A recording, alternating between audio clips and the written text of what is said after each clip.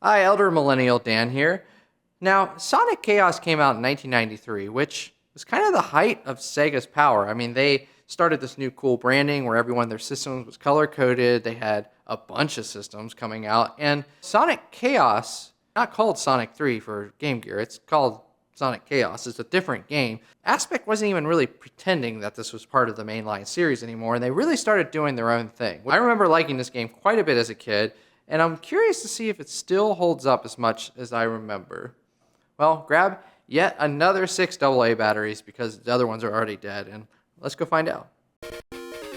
Sonic Chaos is the second game developed by Aspect. 1993 was the peak of Sega's power, where it controlled over 55% of the video game market on the eve of Sony's arrival and Sega's self-inflicted hardware owns. Sega was confident in 93, and Sonic Chaos feels like an appropriate extension of that confidence, being one of the best Sonic platformers ever released on the system, just by virtue of being pretty good. There are a ton of new abilities and ways to play in Sonic Chaos, and it's one of its biggest strengths as a game. First, you can choose to either play as Sonic or Tails. That's right, you can actually play as Tails, and each one of them have their own moves.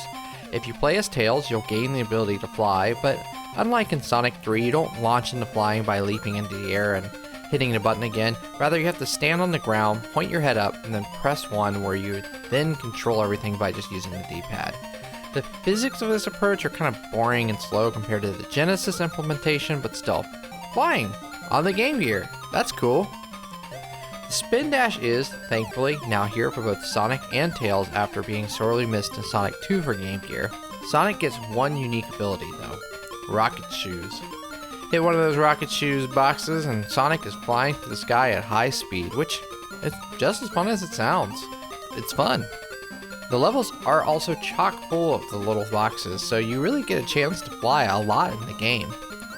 The box art for this game really made this feel like its own thing, which got young Dan very excited to play Sonic Chaos. Prominently featured is the spring platform, which is generously scattered throughout the levels to launch you all over the place. The game's nice enough not to make you lose your rings when you get hit while on this, making it more fun to leap into the unknown and see if you can find a secret. With all the new abilities, 2 characters to mess around with, and levels with lots of things to break and fly around on, Sonic Chaos is a big step up and a lot more fun than the previous 2 entries in the series. Contributing to this good time is a much easier difficulty curve than Sonic 2. Now, if you look carefully, you'll actually be able to face bosses with rings in Act 3, which largely eliminates the cheap one-hit kills while you try to figure out how to beat the boss. Levels feel big, and there's full of different routes to explore. It's just, with the great presentation and fun levels, it's just no wonder this game saw regular rotation in my own Game Gear playtime as a kid. It's honestly still one of my go-to games on the Game Gear to this day, only eclipsed by its sequel, which we'll discuss more in the next episode. One element that adds to the replay value are the bonus stages, which are only accessible by playing as Sonic. To access a bonus stage, collect 100 coins, or rings. Yeah, they're rings. Why did I write down coins? It's actually much more fun to find 100 rings than to find like one hidden portal or Chaos Emerald, so I really like this approach because it essentially creates a hard mode as you try to hoard rings and not get hit, and you're rewarded for exploring as there's rings all over the place, and the game is pretty generous with them. They hide away rows and rows of coins for you to find. For the most part, the special stages are challenging, use unique abilities in Sonic Chaos, and are pretty fun. The first one has you on rocket shoes flying through the sky. Just make sure you don't accidentally blow past the Chaos Emerald at the end of the level, like I always used to do that all the time.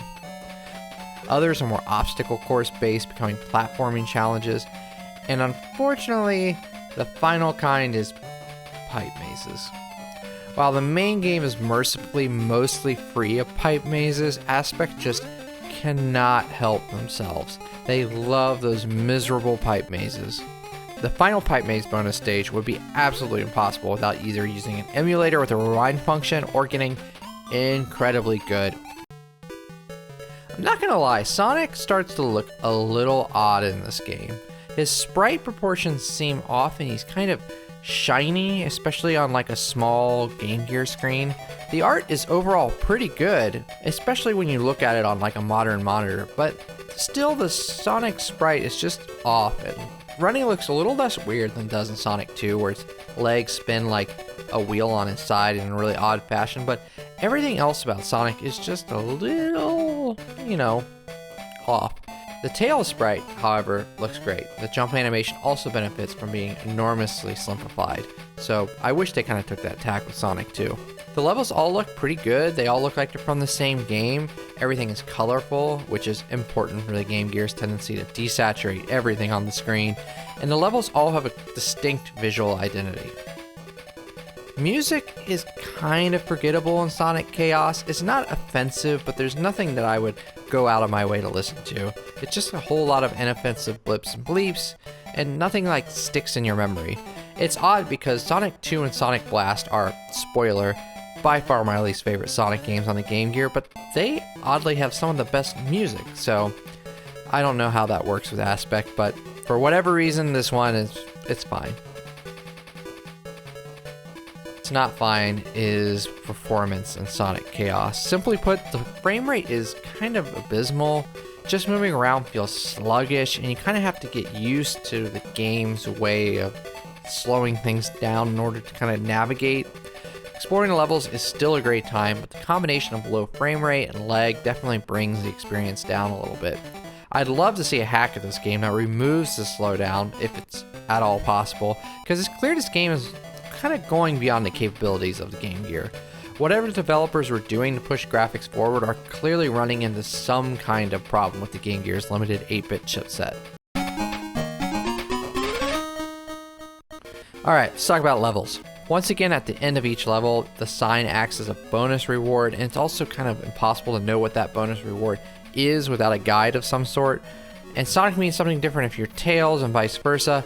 You also get told your speed at the end of every level too, which I still haven't really figured out if it has something to do with the timer or peak speed. It's a fun detail, but it feels kind of meaningless. The first level is not Green Zone, it's Turquoise Hill Zone. However, after playing 2 games in a row with Green Hills, we're just gonna have to take what we can get. If you're playing as Sonic, you can climb right up at the start of the first act, hit one of those rocket shoes, and blast through the whole level. Either way, there's a ton of power-ups and paths to keep this early level fresh, even after you play through it 1,000 times. You can get through the whole thing in a matter of seconds if you're really going for it, but you can also slow down, goof around with the loops, and collect rings. There's even these like 3D sort of pseudo-twist you can fly through, so that's fun. Gigopolis Zone. Gigopolis Zone is probably my favorite level in the game. The chilly vibes and the music, which is probably my favorite track in the game, call to mind the Ice Cave level in Donkey Kong Country 1 on the Super Nintendo.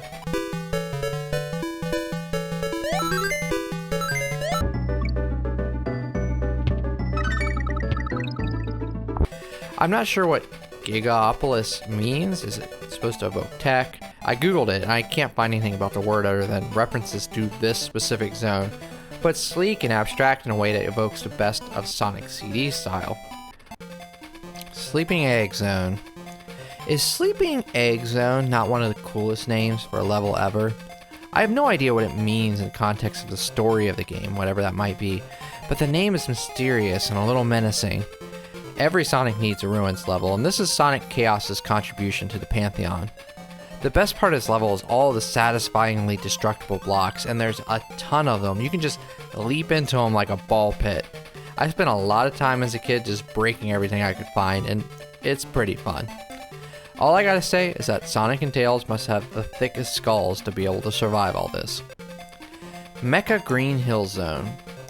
Well, it turns out we couldn't be completely free of Green Hill Zone, could we? This level reminds me of the future stages in Sonic CD, which is interesting because this game came out the same year as Sonic CD. It was a really busy time for Sega.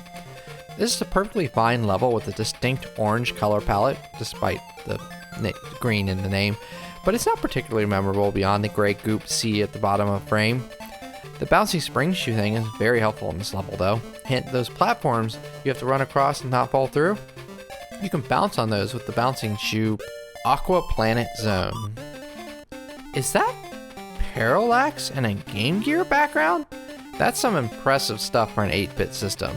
It's not true parallax, but still, it's parallax. Every Sonic Game Gear game has to have a water level for some reason, but this one benefits from being able to skip the water entirely if you're careful and just stick to the top of the screen. Even if you go down to the lower level and fall in, it's not that deep and you won't be struggling to navigate underwater puzzles beyond pushing open some doors. The boss is also pretty fun, making you bounce all over the place and dodge baby penguin things throwing themselves at you, so yeah, a water level that doesn't drive me crazy. Pretty good. Electric Egg Zone. Once again, we're back in a Robotnik lab factory final level, and this one looks pretty good. The tunnels gave me flashbacks of Sonic 2 at first, but they're not nearly as vicious or convoluted as Sonic 2 for Game Gear. The final boss itself is a bit anticlimactic, as the first stage of it is relatively easy, and then the second stage, where Eggman is diving at you, will either end with instant death on your part, or one hit killing Robotnik himself. That's it, you beat the game. You get some very basic credits, a brief end, and then sent back to the start. If you're playing as Tails, there aren't any Chaos Emeralds to influence the end one way or the other. If you're looking for some bleak "your best friend is dead" action, please see Sonic 2 for Game Gear. So after all that, should you play Sonic Chaos? Well, it's not bad. Now, if you're not looking to play a Sonic Game Gear game, you're really not missing anything. It's kind of clunky in its own weird way, but as far as Sonic on a Game Gear goes, it's pretty good. You know, there's a lot of slowdown. Gameplay isn't quite as smooth as I remember, but it's got a lot of interesting ideas, and, you know, you could waste time with worse. If you're stuck in a car ride at middle of the night and this is all you got, you're going to have a good time. Definitely a step up from Sonic 2. Still wondering what the sleeping egg zone means. Like, did Dr. Robotnik, like, did he build that in the past? Did he have, like, his great-grandfather built it, and it's, like, left it for him, and it's sleeping, and it's going to become, like, a egg Death Star, like there is in every Sonic game, it feels like? Or is he eternal? A lot of questions. A lot of questions. Maybe Sonic 3, the movie, will be about that.